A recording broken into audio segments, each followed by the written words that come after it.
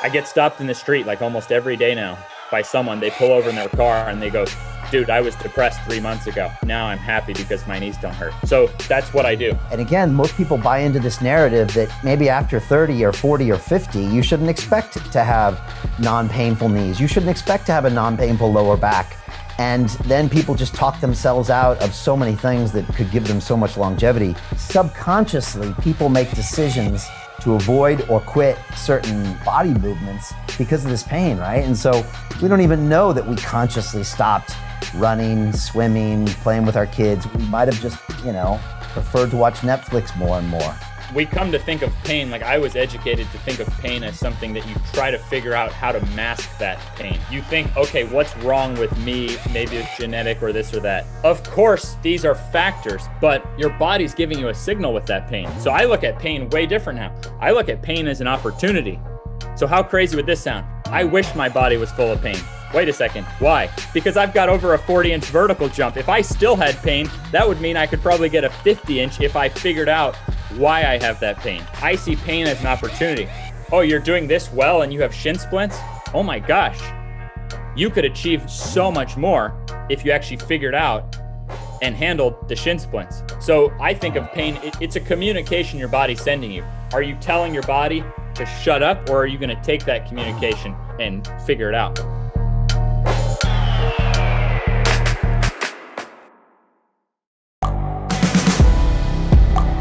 The world is changing. Inspiration is everywhere. It has never been so easy to connect, share, and bring people together. We're learning from others and finding the best in ourselves. Challenging our beliefs. Sharing our vulnerability. Overcoming our fears. Transforming ourselves so we can transform the world. How far can we go? This is London Real. I am Brian Rose. My guest today is...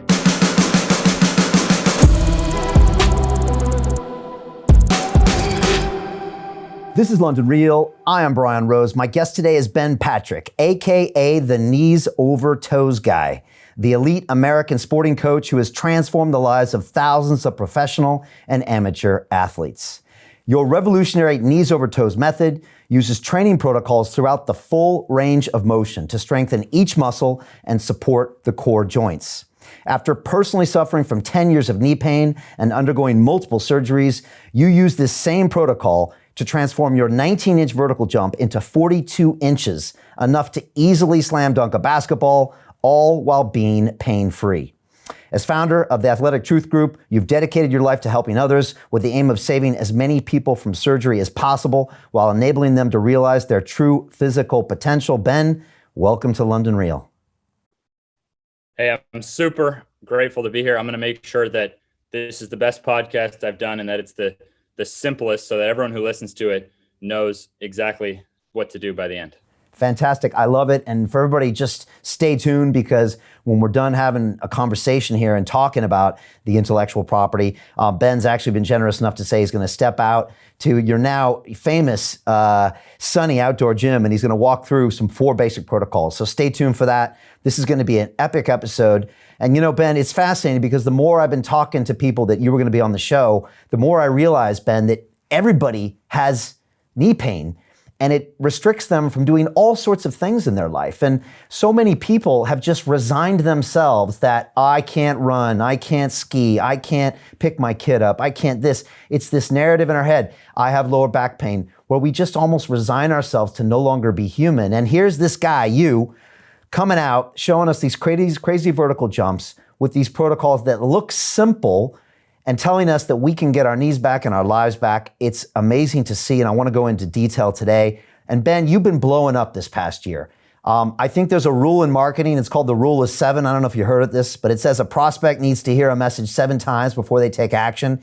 And a couple weeks ago, I just said, I told my team, I said, get me this Knees Over Toes guy on the show, because I kept hearing about you from all these different places. And I said, I got to get you on and talk about this. If you had to explain to people right now, what the hell is knees over toes?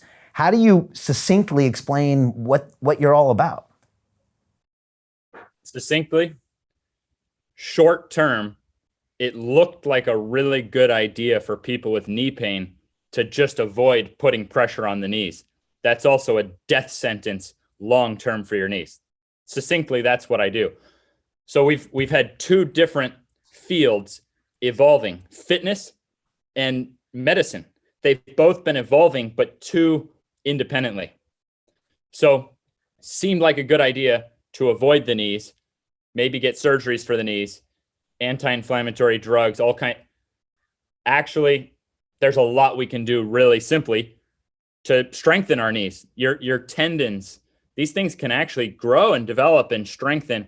So if anyone's ever dealt with a problem and had that aha moment where you realize that short-term running from the problem could lead to long-term disaster, my career's been devoted to that for the knees. That's perfect. And you said before, I think there's a quote that you said, we confront the motion that hurts, but at the level that it doesn't hurt. So you're all about walking people through, slightly less painful parts of the protocol to kind of bulletproof their knees so you can do things you never thought possible before. That's exactly right. So I'm only going to cover 4 things today because I think there's only 4 things that really matter. So that makes it simple right off the bat. And number 1 is the idea of walking backwards.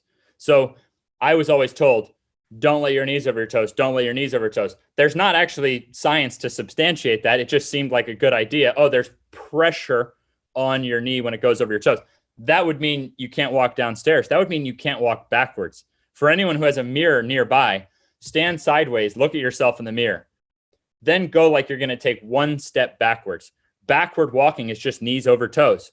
Not only has that been done for thousands of years in Chinese cultures to prevent elderly from getting arthritis and cartilage damage. So many people have even seen Chinese elderly out in fields walking backwards.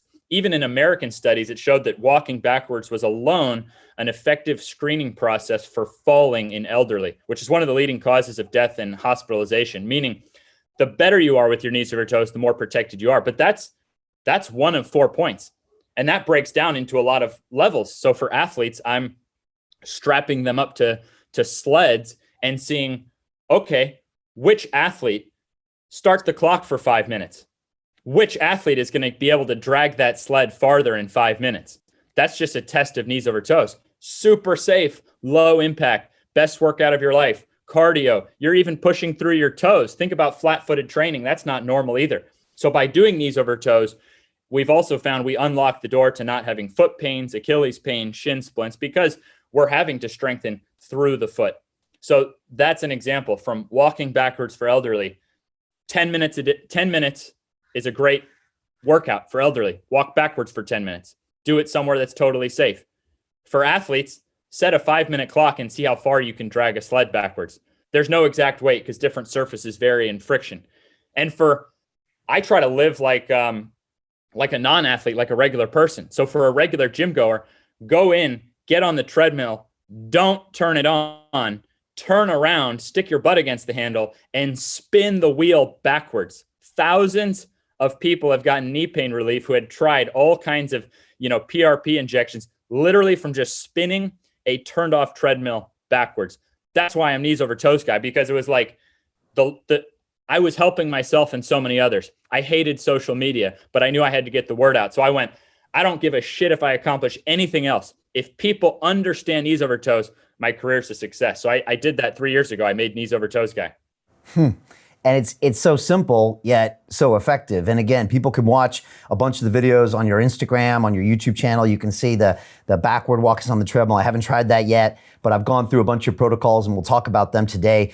You made some important points there. And early on the show, we had Ido Portal on the show, and he was all about human movement. And we did a bunch of episodes. I actually went to Israel and trained with him. We did a conversation where we walked around London. And I remember him saying, pain is something in the Western world that we tend to avoid or medicate, when in fact, it's not necessarily a reason to stop doing what you're doing.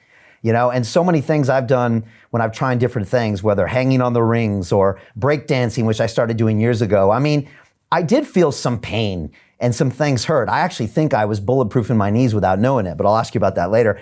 But, I pushed through it and I became stronger and better. But unfortunately, I think this narrative that we've come with medicine maybe in Western is that we treat it, we mask the pain, right? So you either do more of it or you avoid it. And it seems like we're going the wrong way in so many aspects. Is some of that correct to assume what I'm saying? Yeah, and first off, I mean, Ito is a legend. Guys like Ito Portal pave the way for guys like me. So there wouldn't be guys like me if it weren't for guys like Ito Portal. So we come to think of pain, like I was educated to think of pain as something that you try to figure out how to mask that pain. You know what I mean? And you think, okay, what's wrong? What's wrong with me? Maybe it's genetic or this or that. Of course, these are factors, but your body's giving you a signal with that pain. So I look at pain way different now. I look at pain as an opportunity. So how crazy would this sound? I wish my body was full of pain. Wait a second. Why? Because I've got over a 40-inch vertical jump. If I still had pain, that would mean I could probably get a 50-inch if I figured out why I have that pain. You see what I mean? So the point is that I see pain as an opportunity. Oh, you're doing this well and you have shin splints? Oh my gosh. You could achieve, so much more if you actually figured out and handled the shin splints. So I think of pain, it's a communication your body's sending you. Are you telling your body to shut up, or are you going to take that communication and figure it out? Yeah, there's a lot of parallels to other aspects of your life as well there, Ben. We can talk about that later. But, again... Well, hopefully not. Let's just keep it about keep it about this.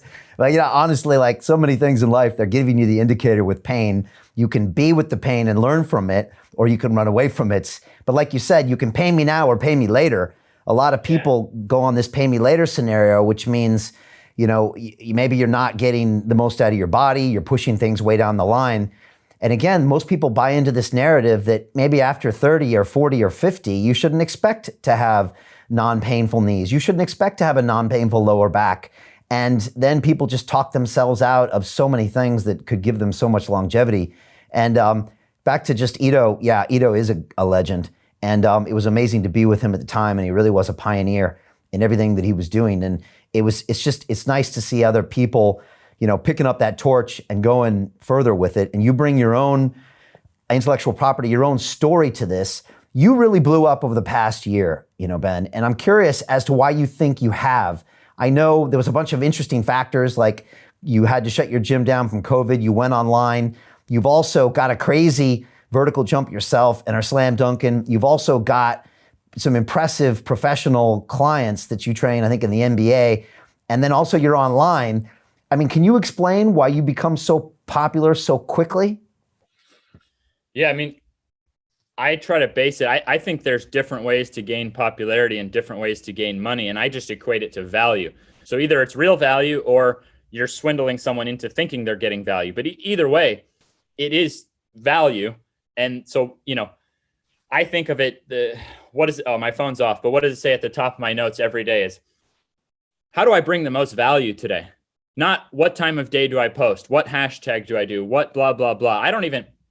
My social medias have about tripled since the last time I put a penny on ad money. It even took me time to realize if I don't even put a penny on ad money, that's going to force me to provide even more value. I also stopped using any professional athletes to market. I'm training some of the most famous athletes in the world. Some of the most shocking stories people are seeing in sports are guys that I'm training. I don't even use those guys to market because, again, what's it going to do? It's going to force more value. So I was already doing this in person. That's what I was known for in person.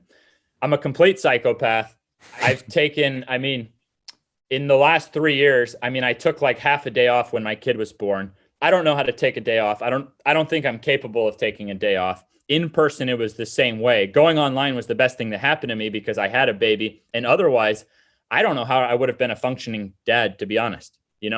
I still can feel and visualize how much my life was ruined by such simple things. You know what I mean? So I look at my life as I'm one little speck on the planet, and there's millions of others of 12-year-old kids about to just go through hell and back in life and ruin relationships and all kinds of things just because of how depressed they are about something like knee pain. So I consider my life is one of duty. It's my duty to get this out there. That's how I operated in person. So that's exactly how I've been online. I simply outproduce and I try to provide more value and help more people. So what's funny is that it's grown mostly by word of mouth from people getting real results and then wanting to share it.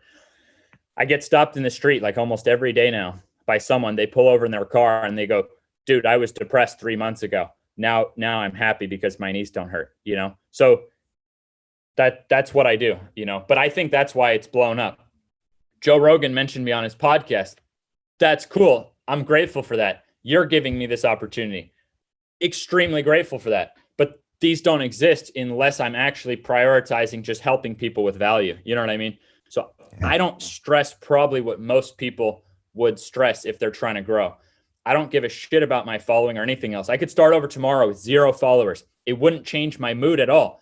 It would probably just fire me up. And I would think, well, shit, I'm going to have to get that much better and help that much more. You know what I mean? So that's my philosophy. It keeps it stress-free. It keeps me motivated every day, because even if I reach a goal, well, that might give me a reason to be complacent. So I'm not goal driven. I'm duty driven and purpose driven. And I'm chasing that next life-changing win for someone.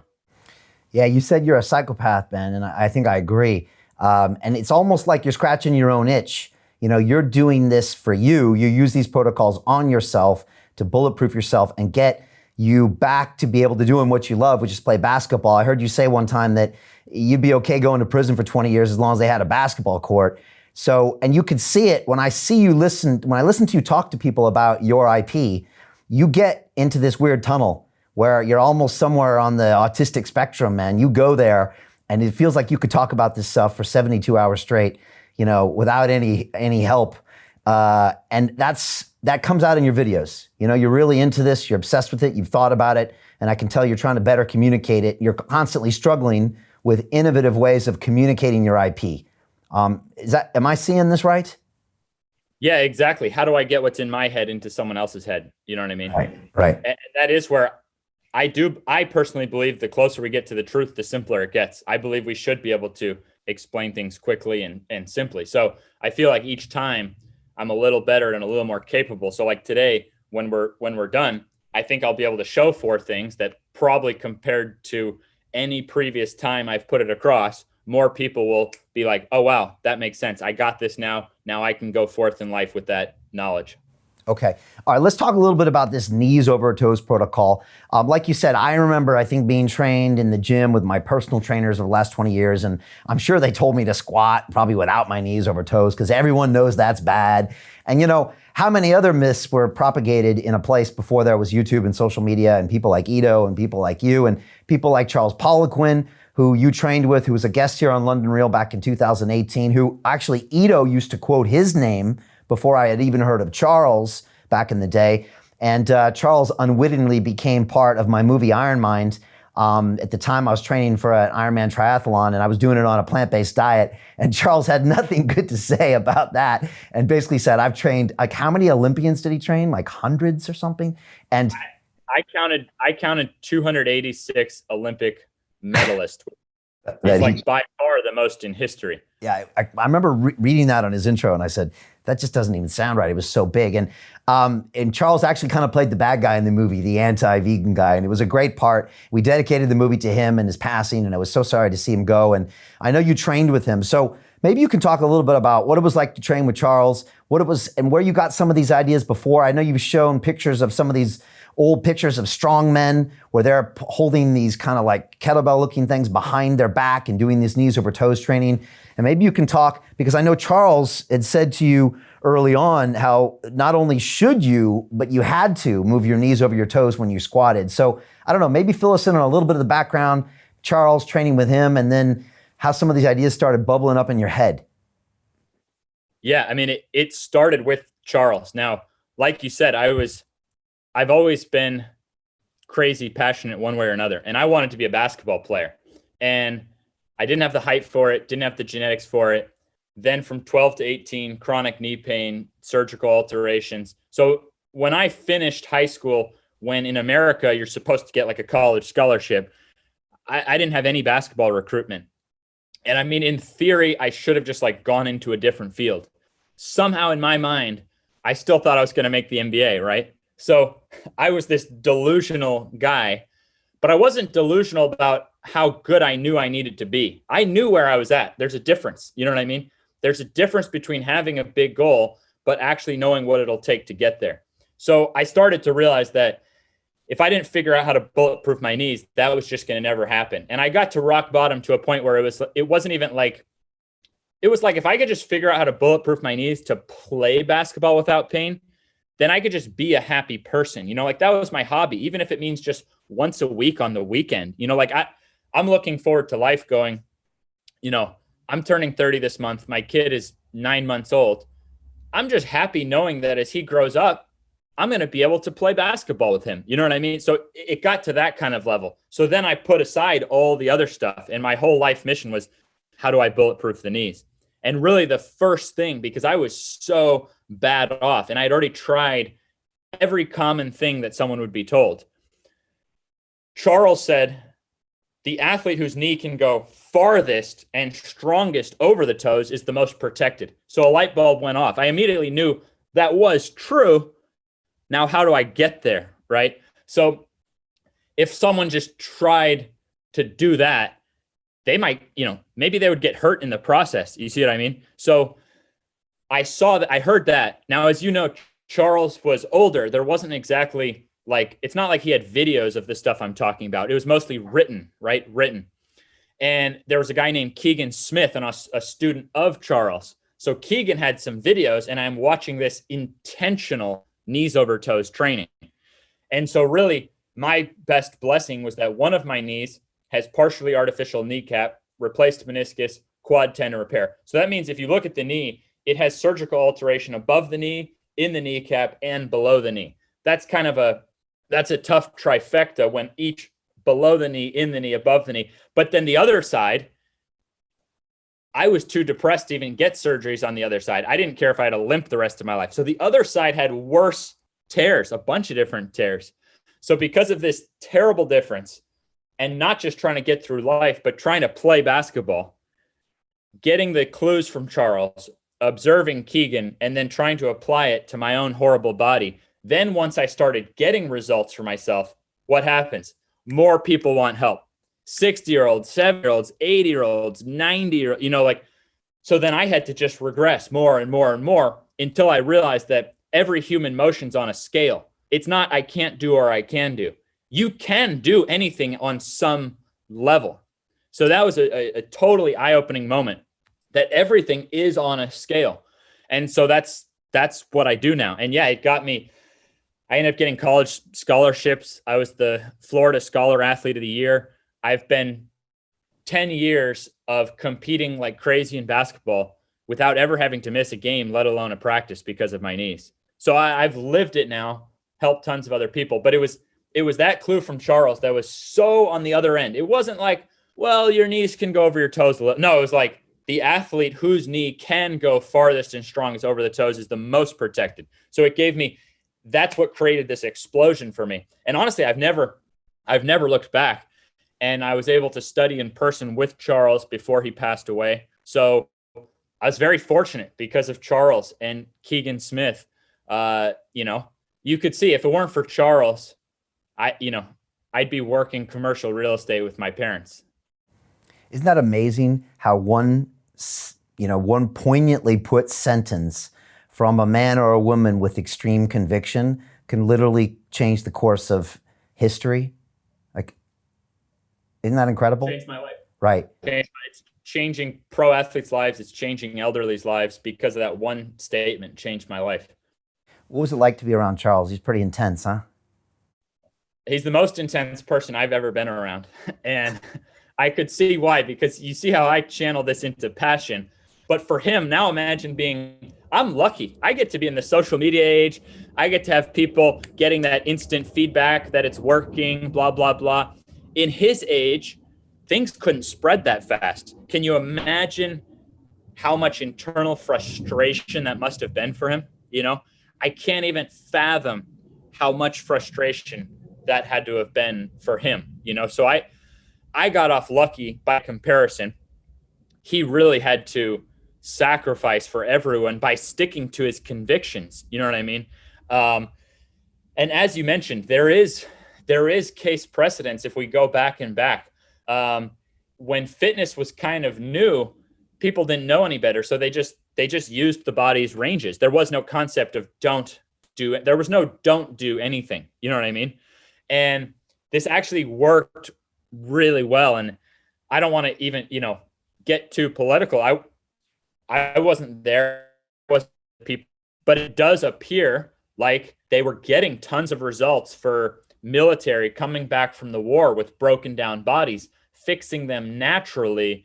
And that didn't go over well with the medical community. So there is kind of precedence for this. They didn't have social media. They couldn't spread things fast, nor did they know any better. Like if you look at what I'm doing, I have hundreds of physical therapists reach out to me, thanking me, using the drills. So from learning from the history, from learning from Charles, I also do think that I've had a realization that they probably didn't have, which is that no matter what someone's fitness or diet opinions, that's all secondary to treating other people with respect. How you treat other people, the ability to get along, that's the ultimate toughest thing. That's the ultimate ability, the most commendworthy thing. My ability to get along with someone else is more important than any opinion regarding fitness. That's a fascinating observation. And yeah, Charles was back there in the day training Olympians, training professional athletes. I think he was one of the first even personal trainers there was out there. And he was one of the first guys, I think, actually to charge appropriately for his services, as I'm just remembering back to his episode where he was like, I'm charging you thousands and you're going to pay it. And people started doing that. And but he was intense. I heard his gyms had every piece of equipment under the sun. It sounds like you better pay attention. It sounds like, he made sure you paid attention to him. But like you said, he must have had to stay with his convictions for years while being naysayed and write stuff and then have to wait maybe 5 years, 10 years for his stuff to be proven true.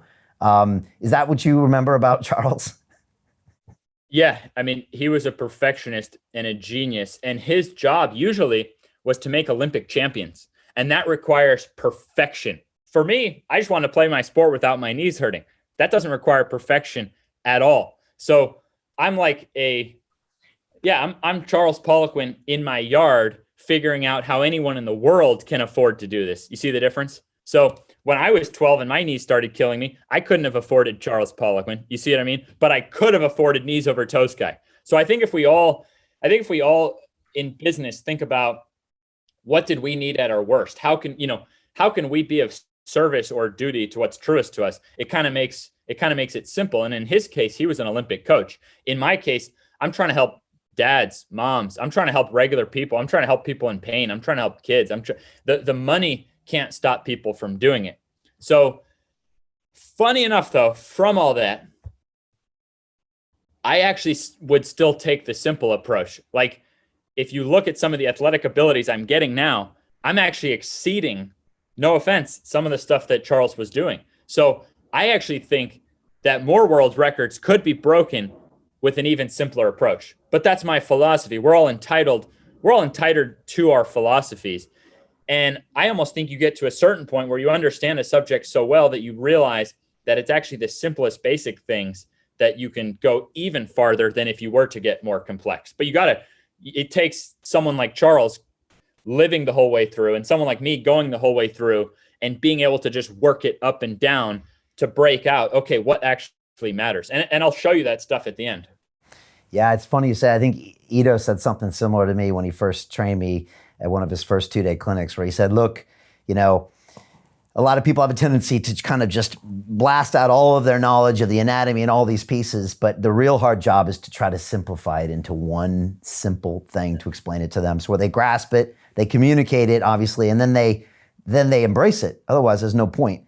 And I'm bet that Charles is probably looking down with a smile, watching what you're doing right now, which is very different than what he was doing, obviously, with a different landscape, with different kind of media, but also seeing the way you're simplifying it. And again, And I should mention that too. yeah, Super sorry to cut you off, but to make my last statement clear, if Charles is training a 100, let's say a 200-meter hurdler, that means their entire job is to go over a hurdle with a certain leg on a certain curve. That's different than being a basketball player, where I have to go left, right, up, down, back. You see what I mean? So I do think there's a difference there. I'm not saying that I could have done his job better, but I do think from learning from him and him training these really specific Olympic things, I think I was able to figure out for the common person, you see what I mean? For the person who just wants to be bulletproof everywhere, not for like one specific task. Anyways, I wanted to make it clear on that. right. I don't want to try to say I'm doing it better than. Understood. And one of those people is your mom, right? She's 65 and she's now internet famous thanks to her son. And you put her up, and she's doing all the body weight, knees over toes stuff. Can you explain to everybody like what's happening there, how she's embraced them, and why it's important that a 65-year-old woman is doing this as well? Oh yeah, my mom's my most important influencer. I mean, I don't even have any influencers, but my mom is the influencer because, okay, I did all these experiments on myself, yada, yada, yada. If I can't get my mom to be able to do every exercise without pain enjoyably, well, then I'm not doing my job. That's my job. So my mom is my most important client. And she was the proving grounds to find how can you scale every single exercise. So she was just sending me her videos again. And she's working on all these crazy exercises you see me doing, but at her level, at what she can do without pain enjoyably. So to me, she's like a crucial part of the process because I wanted to be able to help my parents. She had really debilitating hip issues. My personality is like, I'm not going to rest, until we fix that. So we are able to fix that through the power of regressing the exact same motions, but to her level. Do you think everybody would benefit from these protocols? Everyone, barring structural defects, which would be, maybe 1% or less, you know what I mean? And even then, there's no telling that it couldn't provide some degree of improvement, right? If I'm working with a 16-year-old with knee pain and he's 6 feet tall, yeah, that guy's going to be able to dunk. If I'm working with an 80-year-old who just wants to be able to go up and down steps, the 80-year-old's not going to dunk, but who's to say that win isn't even more life-changing, right? So it's the degree of improvement is still relative to the person. So like, I haven't seen someone that I would just go like, yeah, you can't do anything about it. It's just a style of fitness where you're addressing your weak points at the level you can handle, and you're reversing the flow. So what in life is coming in at us unnaturally? Human body wasn't designed to be in pain. So now if I go jump thousands of times, which the human body wasn't designed to do that much in basketball or whatever, almost every sport has some kind of overuse action. And you can get miraculous pain transformation just by reversing that action. What do you mean by that? Explain that, reversing that action. Simplest way to fix runner's knee is by going backwards. I mean, it's that simple. Simplest way to reduce shoulder pain in someone throwing is to set up a strength system, not of more bench press, but of the exact literally to measurably strengthen the exact opposite of your throw, so that when you put that force in, there's more protection there. But that's the runner's one is a great example. If you watch yourself run in slow motion, anyone could devise a strength system by watching that in slow motion on rewind. Those are the exercises I do to fix runner's knee. Is literally running in slow motion, foot plantar fasciitis, shin splints, runner's knee. Watch yourself in slow motion backwards. You just came up with your strength exercises. Wow, that's fascinating. I'm sure everybody watching us right now is now thinking, and I challenge anybody who is right now, as to that one thing that hurts, the one thing that stopped you doing the thing you love, whether it was a foot, an ankle, a knee, a hip, a lower back. I mean, I would argue that everybody has come to that point, whether, 10, 20, 30, 40, 50, 70 years old, where they've stopped doing something because they thought there wasn't a choice. I mean, am I right in assuming like this applies to probably most people? Definitely.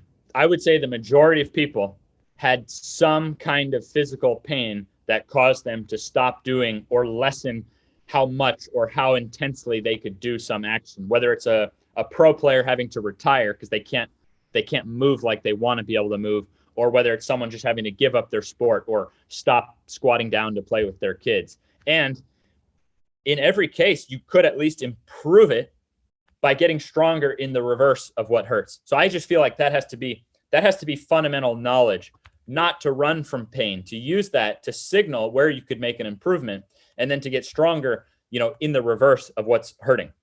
Okay. Talk to me about sitting. How bad is sitting for all of us? And is this a product to a certain extent of all of our sitting, of even us looking at mobile phones, of, this new lifestyle we've adopted over the past 30, 40 years? I mean, I think the nature of it, I think we can't assume anything less than it's having a negative effect. It's not natural, right? So we're getting too crouched this way. Our hips are getting really tight. Now, that being said, I just live like a regular person and I sit with whatever posture I want. And I sit tons of hours a day working online. I have, for years typing up programs and articles and this and that.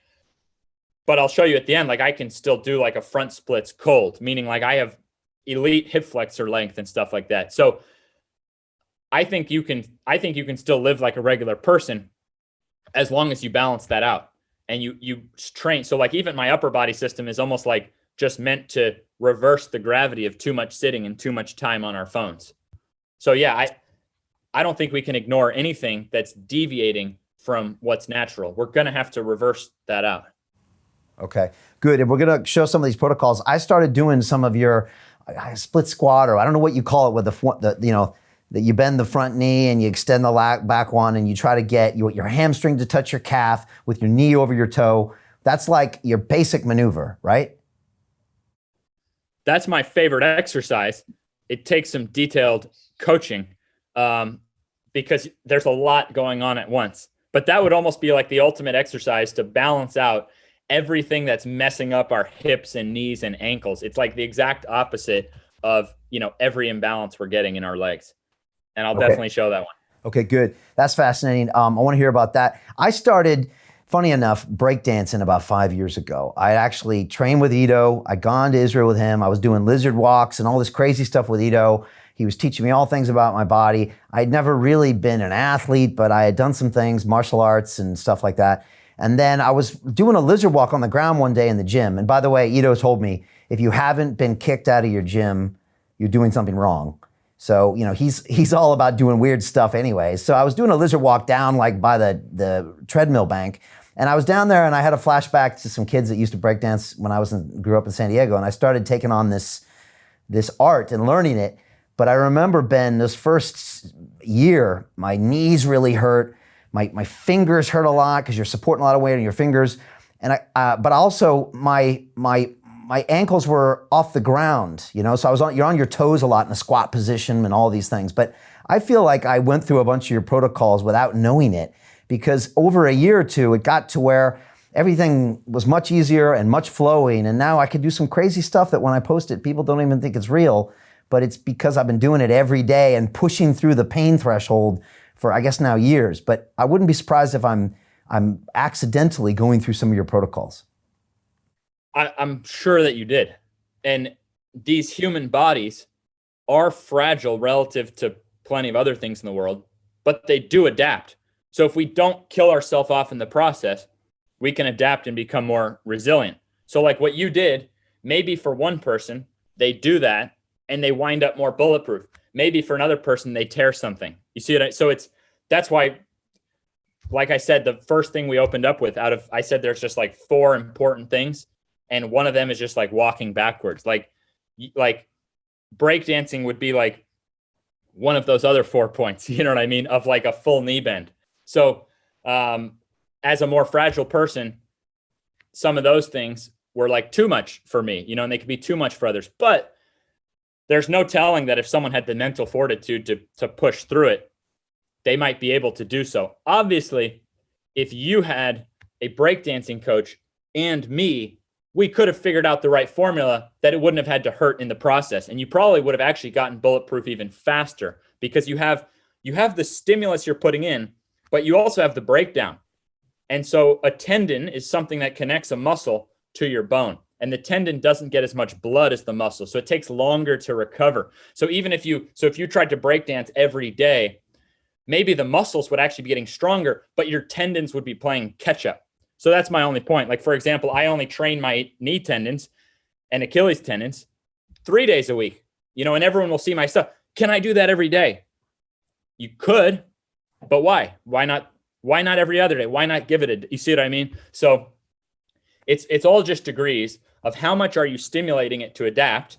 And if you don't go knees over toes, you're leaving it vulnerable for potential disaster later. So if you are going to do knees over toes training, how much are you stimulating it, saying, I would like more of this strength and this development of the tendons and the muscles, versus how much time do you have to recover?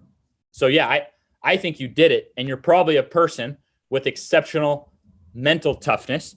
And so you made it through. And then you were, I'm sure if we did an MRI, I'm sure that your muscles and tendons were actually thicker and stronger than beforehand.